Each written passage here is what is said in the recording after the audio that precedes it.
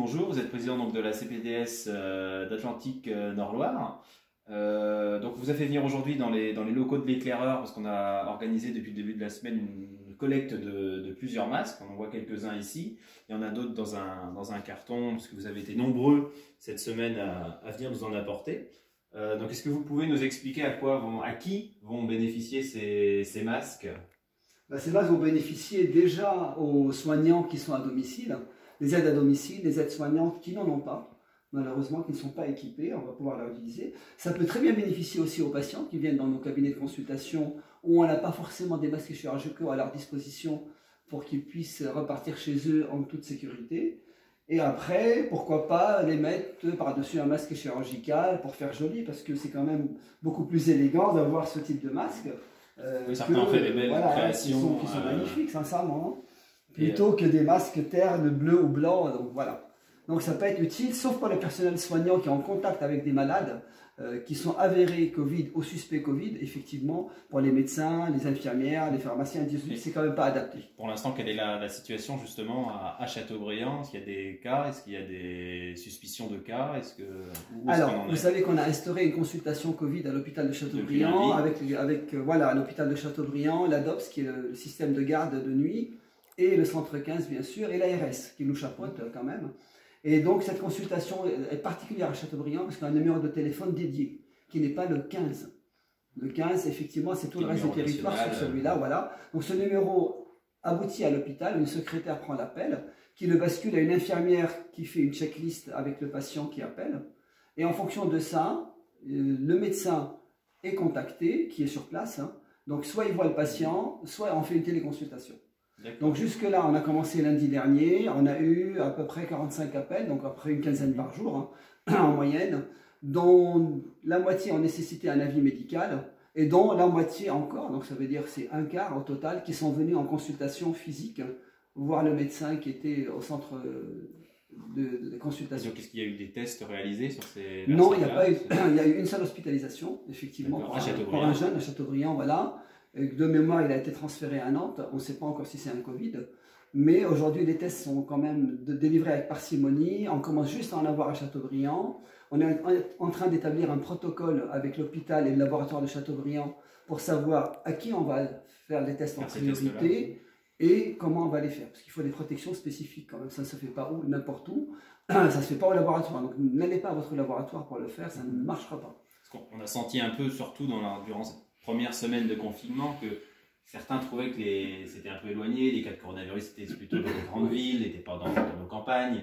Et donc, est-ce que vous pouvez dire que cette épidémie de coronavirus concerne tout le monde et ne concerne pas que les grandes villes, ou ce n'est pas seulement visible à la télévision? En fait, la particularité, c'est qu'on est la région la plus épargnée en France aujourd'hui. Mais ça ne va pas durer. On sait très bien que le virus dissémine à une vitesse assez rapide. Et effectivement, on a cette sensation d'être en sécurité. C'est une fausse sensation que nous avons, parce que le virus, on a des cas de suspicion de Covid tous les jours.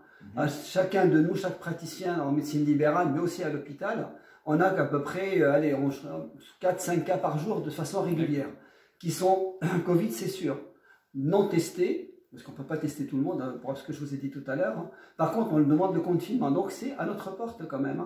Il ne faut pas oublier que dans les EHPAD, aujourd'hui, il y a des cas de Covid. Et quand on sait que dans les EHPAD, c'est cataclysmique, donc dans des EHPAD autour de nous, autour de nous, donc ici dans la région, il y a des cas de Covid, donc on est en train de confiner les patients âgés, les personnes âgées dans leur chambre, donc plus d'activité, plus de salles de restauration, donc c'est vraiment quelque chose de très difficile pour ces gens-là. C'est difficile pour les soignants des EHPAD aussi, qui sont obligés effectivement de prendre beaucoup de précautions, donc il faut quand même protéger ces gens-là.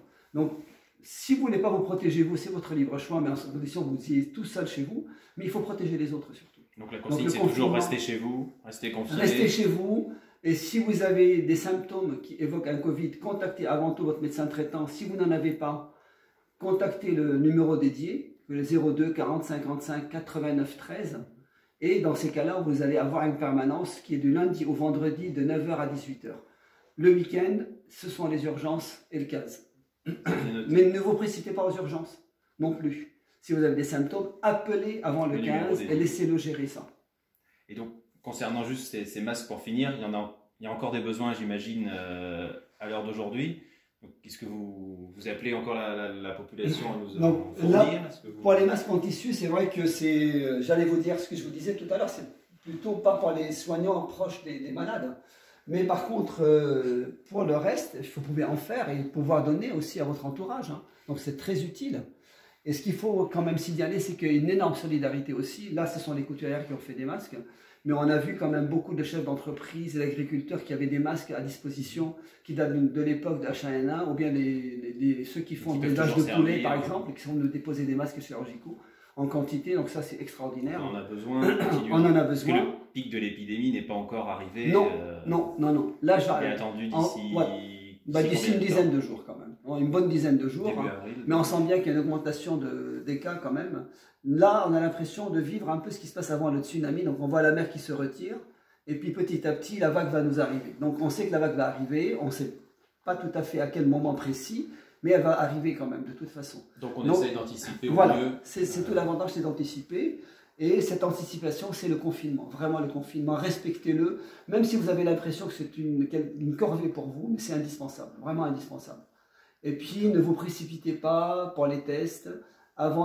Si vous avez des symptômes, contactez votre médecin. Ne sortez pas de chez vous pour aller dans un cabinet aux urgences quand vous avez des symptômes. Restez chez vous avant tout. Bon, on va surtout rester là-dessus. Donc restez chez vous. Et merci à vous, en tout cas, pour tous ces masques. Et n'hésitez pas à continuer. Merci.